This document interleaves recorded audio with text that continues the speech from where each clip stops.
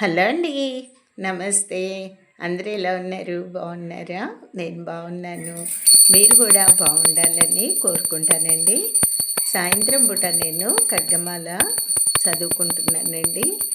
ఖడ్గమాల చదువుకుంటే అన్నీ కూడా నామాలేనండి ఖడ్గమాల స్తోత్ర పారాయణంలో.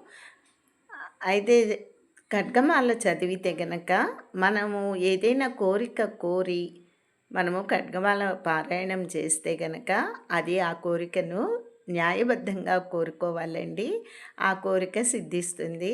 అమ్మవారు మనకి ఎలాంటి ఆపదలు రాకుండా ఆ తల్లి కవచంలాగా మనని కాపాడుతూ ఉంటుందండి.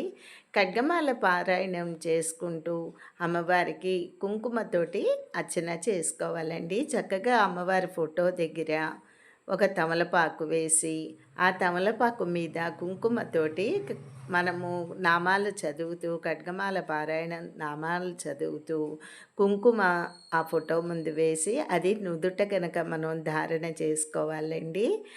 ఖడ్గమాల పారాయణం చదివిన తర్వాత అమ్మవారికి నివేదన కింద పానకం పెట్టుకోవాలి. ఈ శ్రావణ మాసంలో వీలైన వాళ్ళు తప్పకుండా ఖడ్గమాల పారాయణం చేసుకోండి.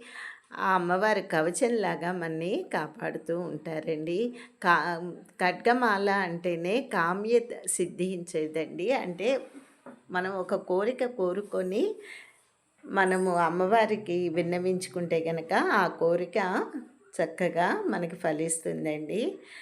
ఎలాంటి దుష్ట శక్తులు కూడా ఇంటి లోపలికి ప్రవేశించవండి.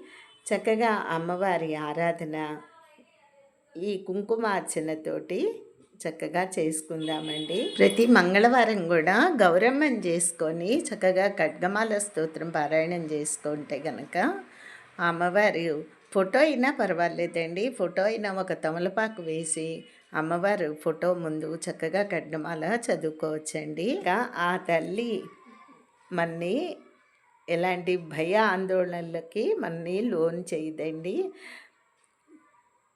నేను వీటిలో ప్రతిరోజు కూడా శ్రావణ మాసం అన్ని రోజులు సాయంత్రం పూట ఖడ్గమాల స్తోత్ర పారాయణం చేసుకుంటూ లలితా పారాయణం కూడా చేసుకుంటున్నానండి.